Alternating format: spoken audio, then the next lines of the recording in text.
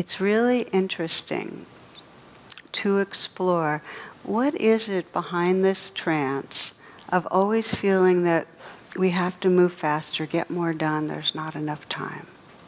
What is it? You know, there's some sense if I don't do enough, if I'm not prepared, something bad will happen.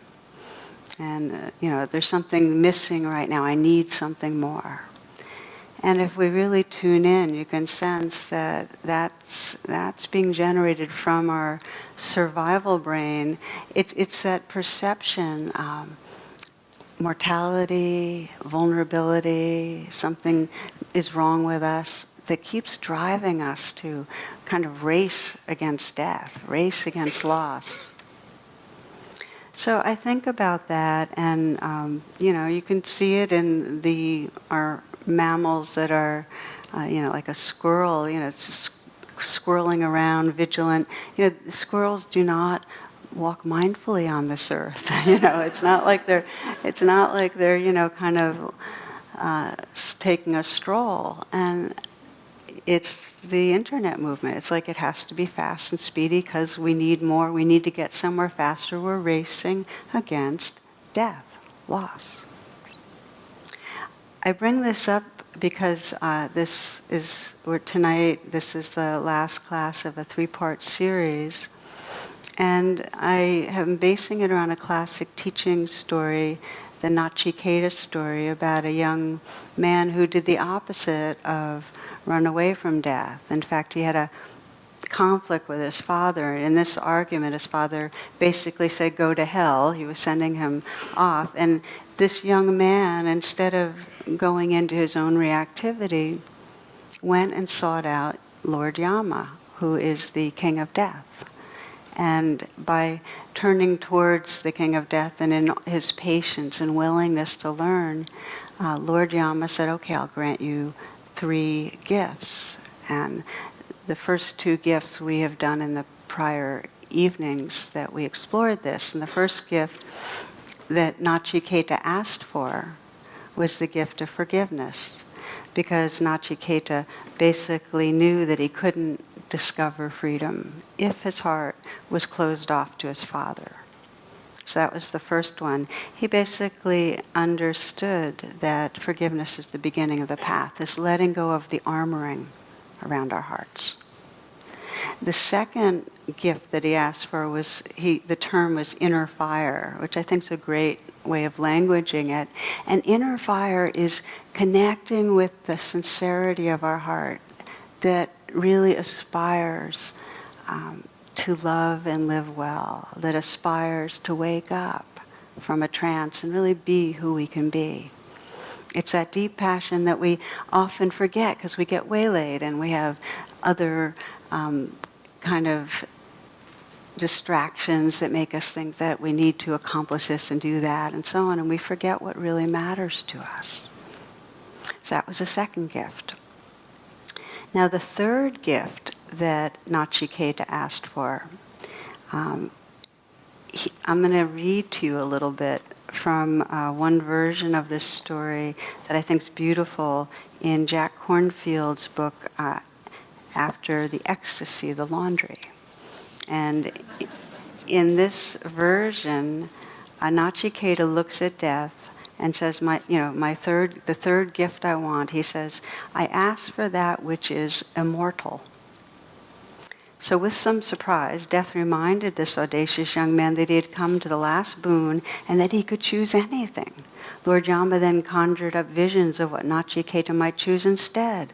A harem of beautiful maidens to travel with on his journey.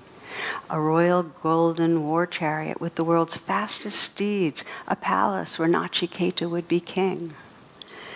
Nachiketa viewed all of this and more. Why not choose among these? Death urged again. But Nachiketa was a determined youth, not easily led astray. And so he questioned the visions. Will not all of these things that you have shown me return soon enough to your own kingdom, Lord Yama? The Lord of Death smiled at Nachiketa's understanding and answered, yes, it's true. Then I ask to know that which is immortal. At this, Lord Yama said, I will grant you your third boon. And he handed Nachiketa a simple yet extraordinary gift, a mirror. If you wish to find the secret of immortality, Nachiketa, I cannot help you more than this. You must look directly into yourself. Then you must repeatedly ask yourself the greatest of all human questions. Who am I? Look beyond your body and thoughts, Nachiketa. In this way, you will find what you seek. And so it is with all of us, that we really must ask, who is it that lives and who is it that dies? So as Nachiketa, this is the part of the conclusion, gazed into the sacred mirror, he entered the profound spiritual questioning that leads to the deathless. When everything he held was released and stripped away, a pure and timeless heart arose. Nachiketa was free.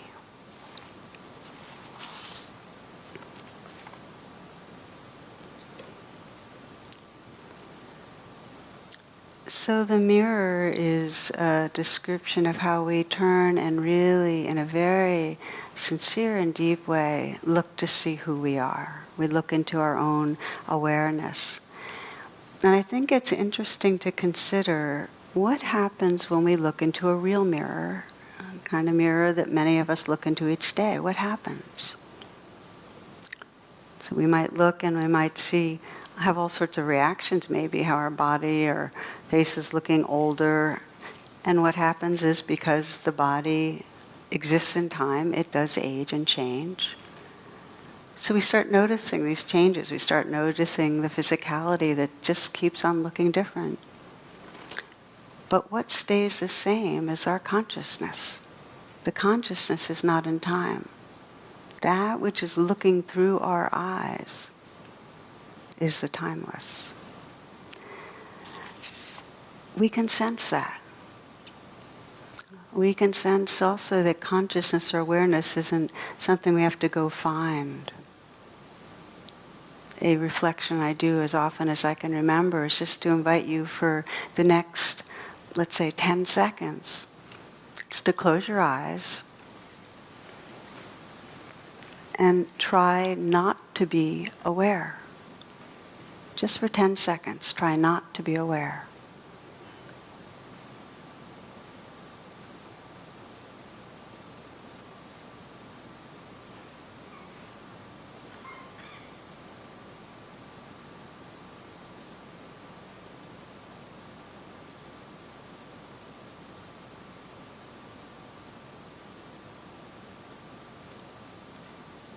Okay, that's enough. Opening your eyes. Was anybody able to manage that? Anybody? So what happens is that we recognize it's always here, this awareness. It's always registering, cognizant, awake in that way of knowing. And yet, we rarely pay attention to awareness. What we usually do as we move through the day in our daily life is our attention's fixated outward. It might be fixated outward on the world outside this body or fixated outward on our mental screen of thoughts, but it's fixated, not aware of that consciousness itself.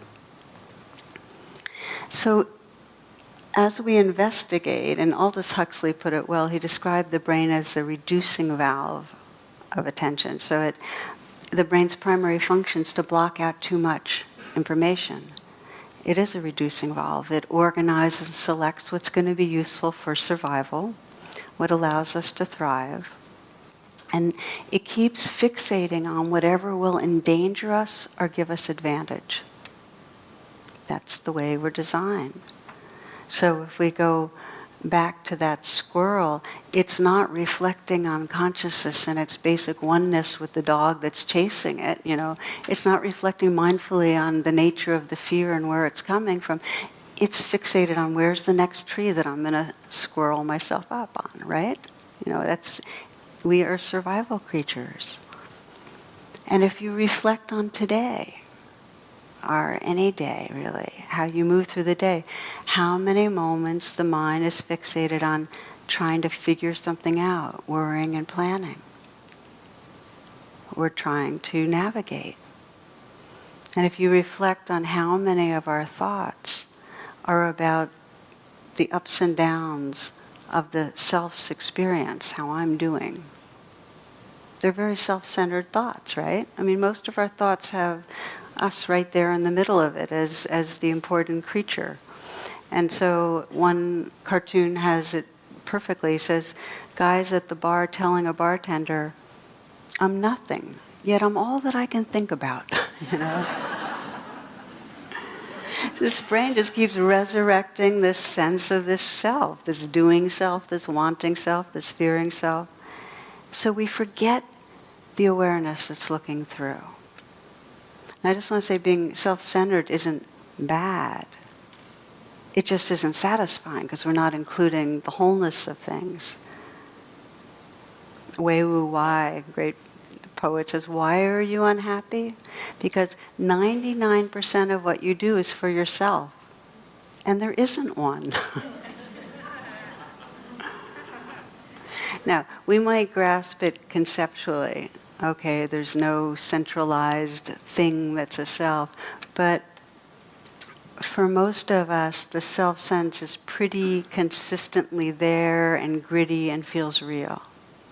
And, even single-celled creatures have some perception of a kind of a self inside here and a world out there. So we're pretty rigged to have that. And our families, we're born into families that keep giving us the storyline of who we are, and a culture that tells us who we are. All the stories reinforce this idea that there's this kind of self thing that is moving through time, and that others are out there as part of the scene that we're involved with.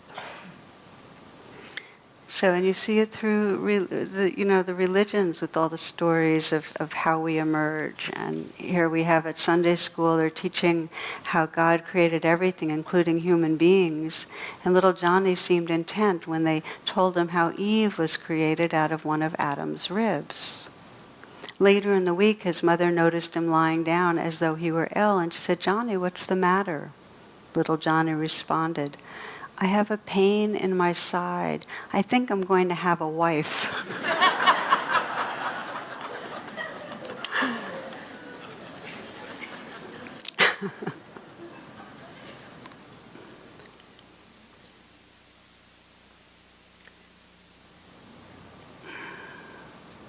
So this self-sense is a real experience.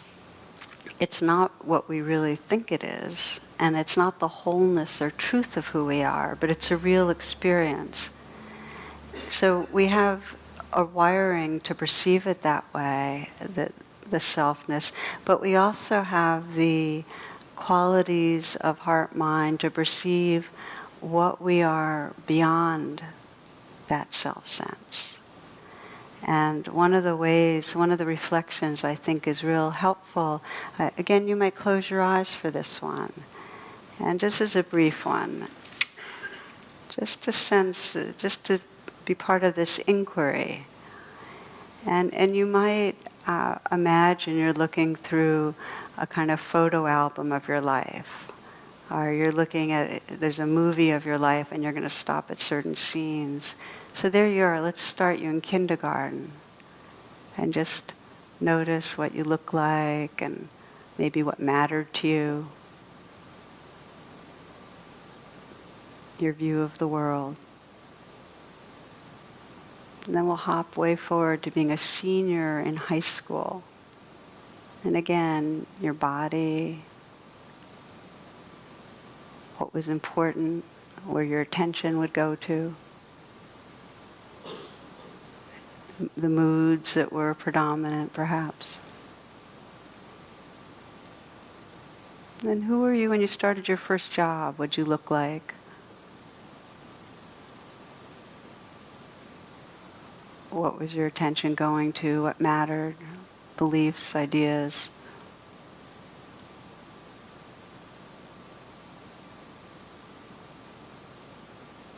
Moving into when you perhaps fell in love. strong draw to another person, overwhelming draw. Sense of yourself, what mattered, your way of viewing life. Perhaps if you had a child, or children, what it was like having your first child. Sense of yourself, who you were, what you were doing, what mattered.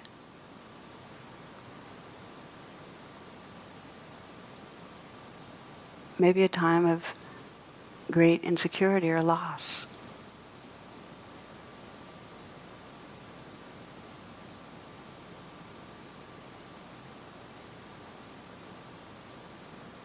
It's kind of like looking in a mirror and seeing all these changing versions of yourself. But really looking and saying, well, who are you? Consider how your body's changed, your worldview, your moods, your sense of what's important, your pleasures.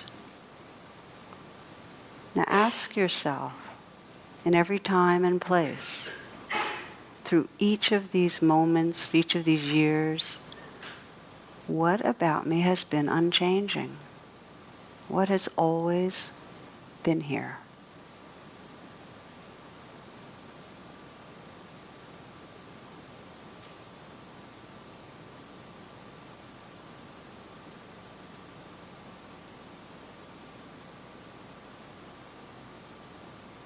Can you sense that there's always been and is right now a consciousness,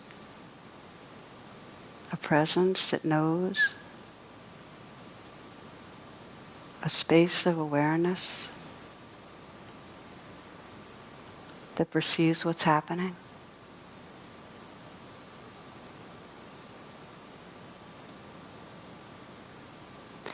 Here's how Tibetan teacher Sogyal Rinpoche put it. He says, if everything changes, then what is really true? Is there something behind the appearances, something boundless and infinitely spacious in which the dance of change and impermanence takes place?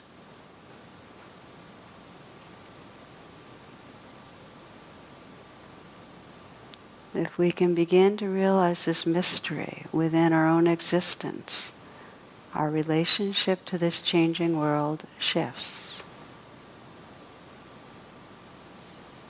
And this is what Nachiketa intuited when he asked to know what was immortal. This is what led him to ask for this realization of timeless presence. That there's something behind this changing world. You can open your eyes if you'd like.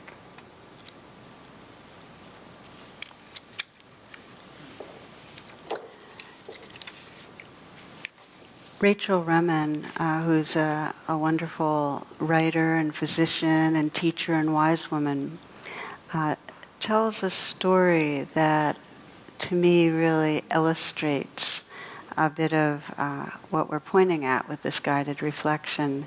And she describes how for the last 10 years of his life, Tim's father had Alzheimer's disease. And despite the devoted care of Tim's mother, he had slowly deteriorated until he had become a sort of walking vegetable.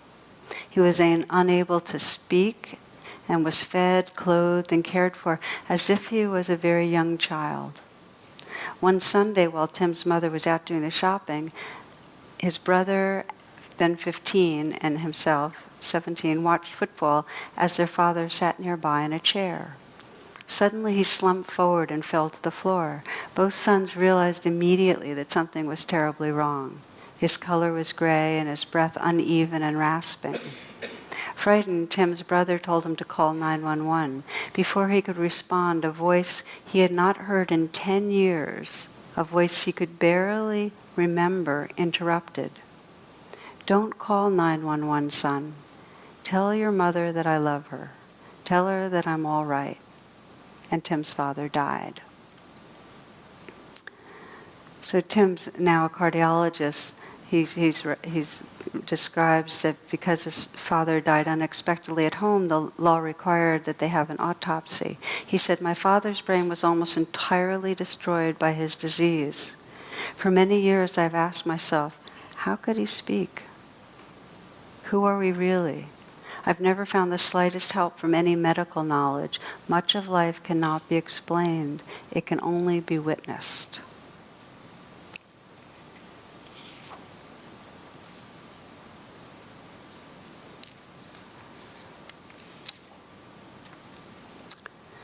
So we have this sense of a self that's moving through time, that has a body and personalities and so on, and we need the egoic self to navigate and survive. It's part of our beingness.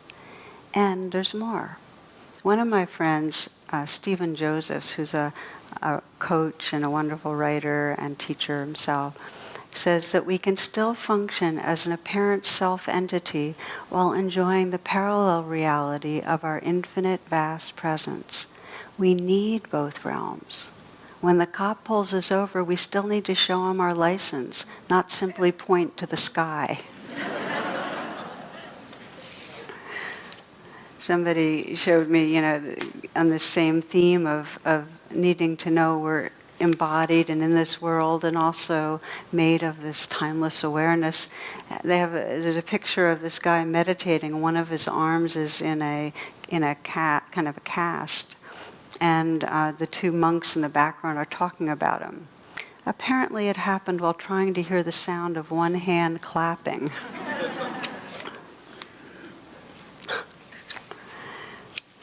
So living in both realms.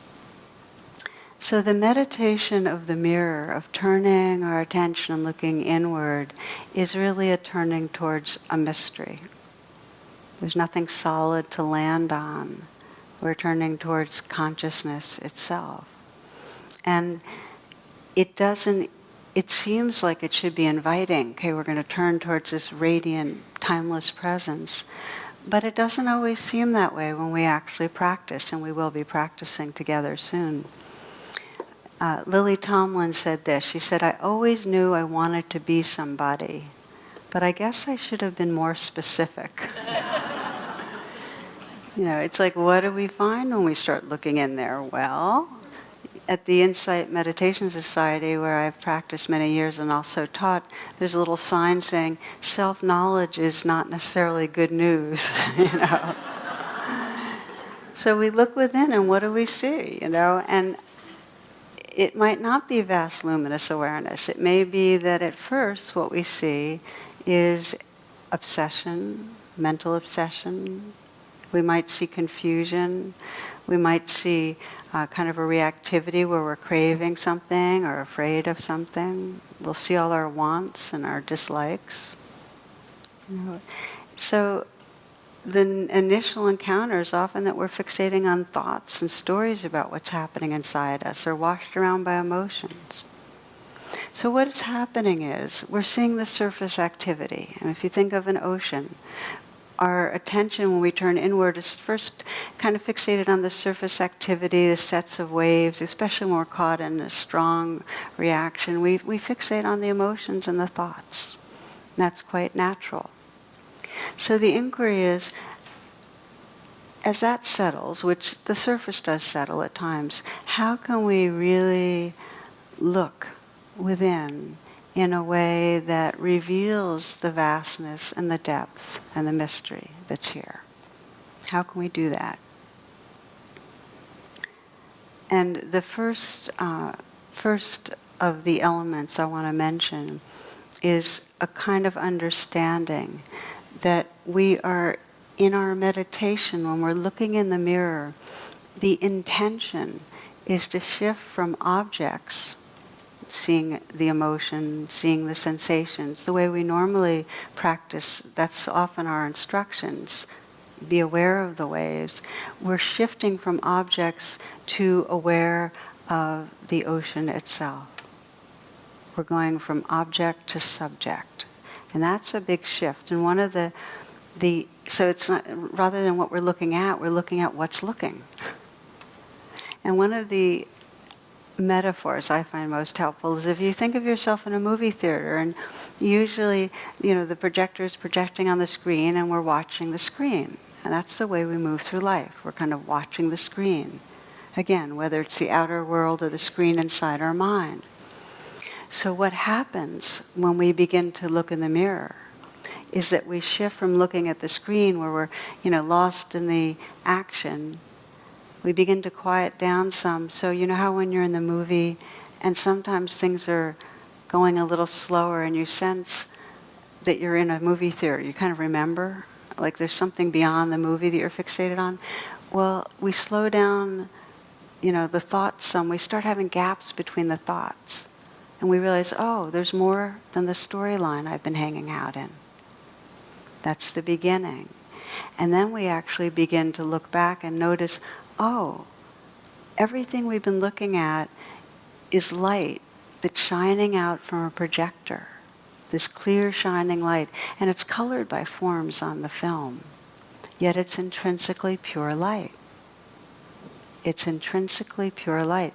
So we begin to look from the screen back into that light of awareness, back into the awareness itself. So that's the understanding. Just this is the practice. We're going from looking out to looking inward. Then there's the attitude as we begin to practice this. And attitude's the key thing, because if it becomes this idea that we're trying to accomplish something or make something happen, or that if we have any depth to our meditation practice, we're going to be able to, like Nachiketa and the Buddha who turned and looked into his own mind, we're going to discover that freedom of awareness itself. Then we're just setting up another kind of place where we can strive and feel a sense of deficiency. So the attitude is one of being curious and friendly. It's got to be lighthearted. I mean, it's a light touch. You look back out of interest and say, okay, so what's it like? What's here? And to also recognize that whether I'm leading you here in a class or you get the instructions elsewhere, that this particular practice of looking into awareness might not be a good match at the time that you're doing it. It might not be in this season of your life the best place to pay attention. Or even in the moment, you might be so stirred up that it's just better to practice something simple that helps to quiet the mind. So the approach is to be very light, to kind of have an interest to know that you're going to learn what you learn and to not judge and just to relax and perhaps try again another time if the mind feels too busy. The atmosphere that best serves is to first take some time to quiet the mind. Before, we can't really look into awareness if there's waves that are really activated. So the beginning of the practice is as we do here. Feel the breath come into the body, keep coming back from thoughts and remembering what's right here until there is some quieting. The last piece is, what is it that really would motivate us to look into the mirror and just to sense for yourself, well, what would really motivate me? For Nachiketa, there was a deep intuition that beyond the appearance of things, there is something, some essence to what we are that's timeless and radiant and really allows us to feel the wholeness of our being. This is Rilke. He says, you see, I want a lot. Perhaps I want everything. The darkness that comes with every infinite fall and the shivering blaze of every step up. You have not grown old, and it is not too late to dive into your increasing depths where life calmly gives out its own secret. You have not grown old, and it is not too late to dive into your increasing depths where life calmly gives out its own secret.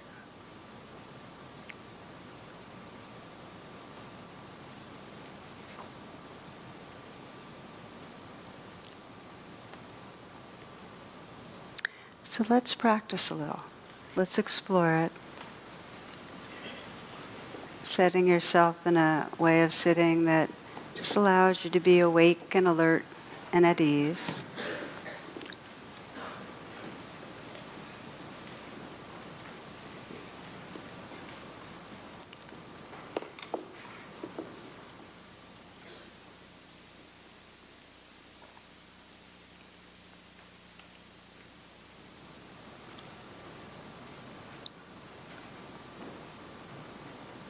So knowing that we're going to be exploring this looking into the mirror kind of practice, just feel, again, as I talked about attitude, just sense the possibility of just bringing a curiosity, a friendliness, an open-mindedness. You can take what works and put aside the rest. And most important, just feel your own sincerity of intention.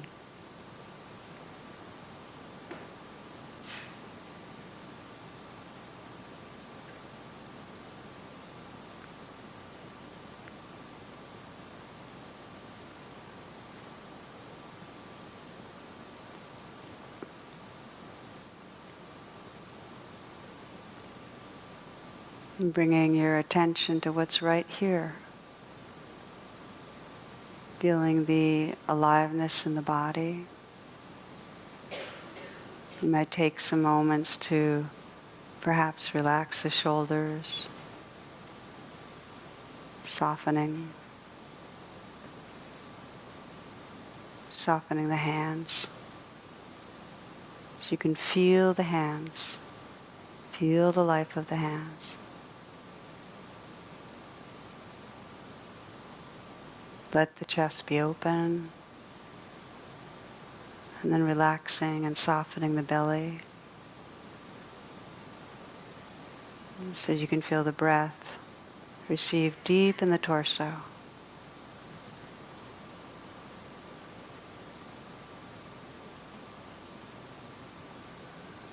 And very gently resting with the breath. Feeling the inflow and the outflow.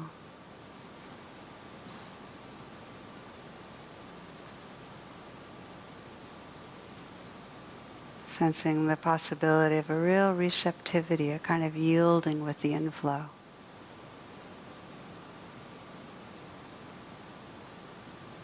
Letting go with the outflow.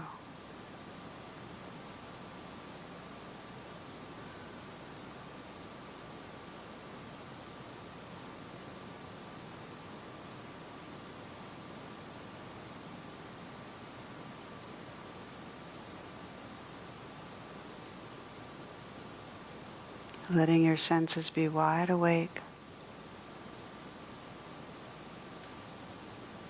Feeling the breath and feeling this whole field of sensations that the breath's happening in.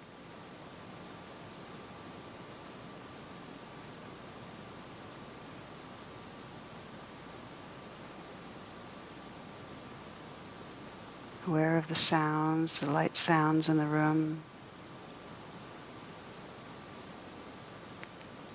Soft sounds here and the more distant sounds.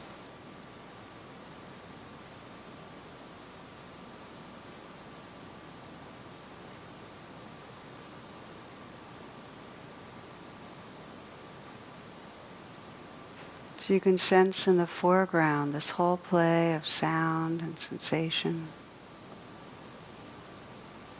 feelings and breath. And also be aware in the background of this alert inner stillness.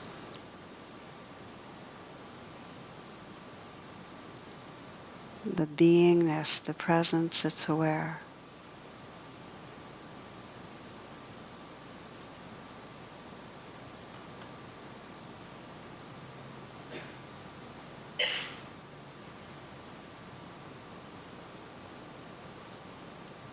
You might be aware of listening.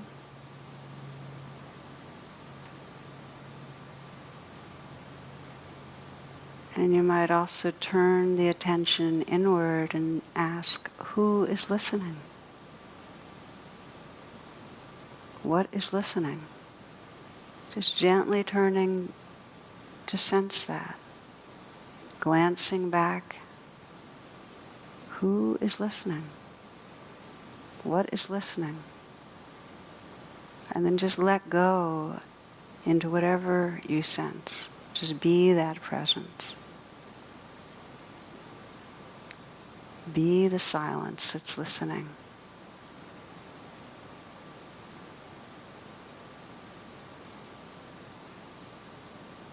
The stillness that's aware of sensation.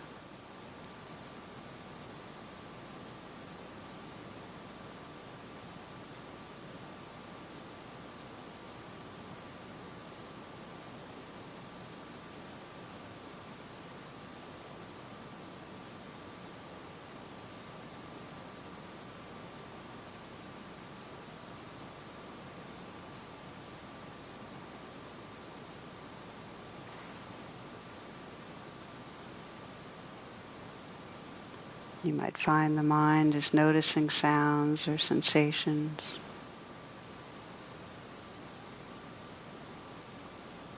Who's listening? Who's aware? Who am I?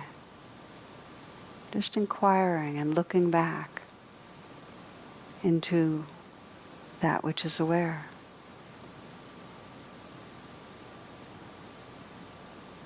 Just glancing back and then just relaxing into it. No striving.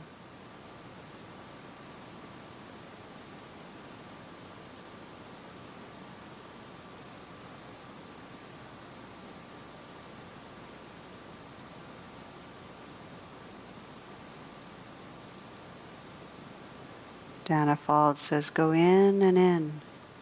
Be the space between two cells. The vast resounding silence in which spirit dwells.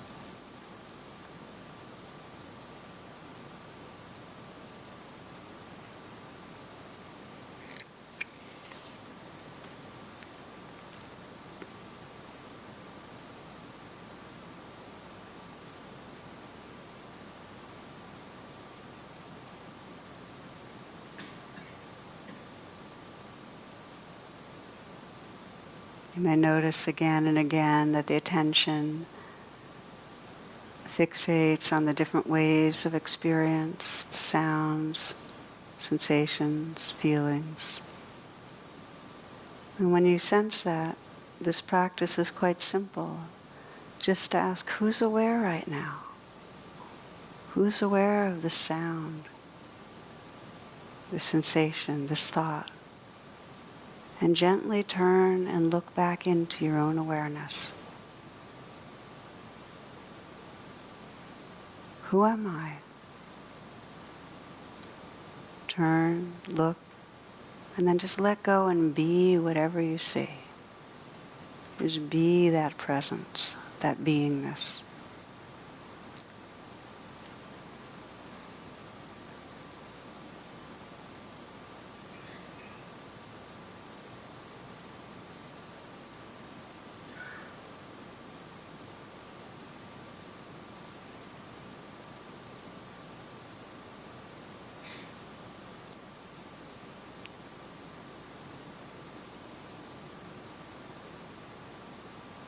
Rumi describes this mystery of our beingness in this way. He says, one matter, one energy, one light, emanating, endlessly emanating all things, one bright turning diamond, one.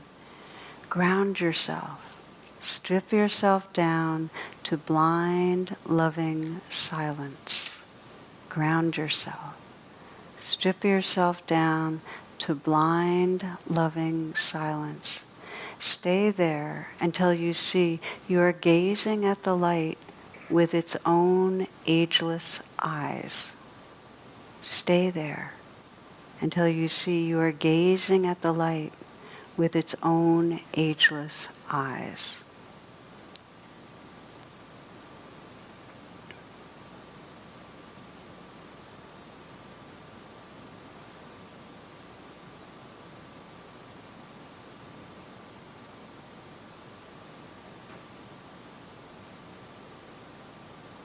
When we ask this question, who am I? What's aware?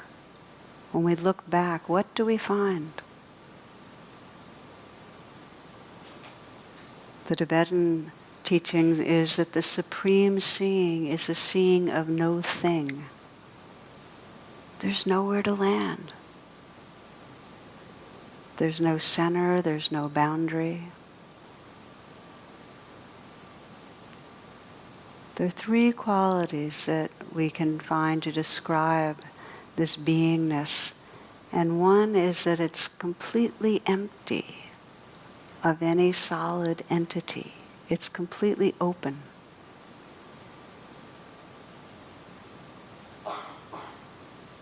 Can you sense as you turn to look into awareness that there's nowhere to land? It's just empty openness, edgeless space. And yet this empty openness is awake, it's alert, there's cognizance. That's the second quality. So the first quality is this openness, and yet this space is awake. It's awake space, cognizant. And the third quality is that its activity is love. That its response to whatever is encountered when we're resting in this open cognizance is tenderness, warmth, love. Open, cognizant, loving. In the face of living and dying, this is our refuge. It's what allows us to celebrate life and touch freedom.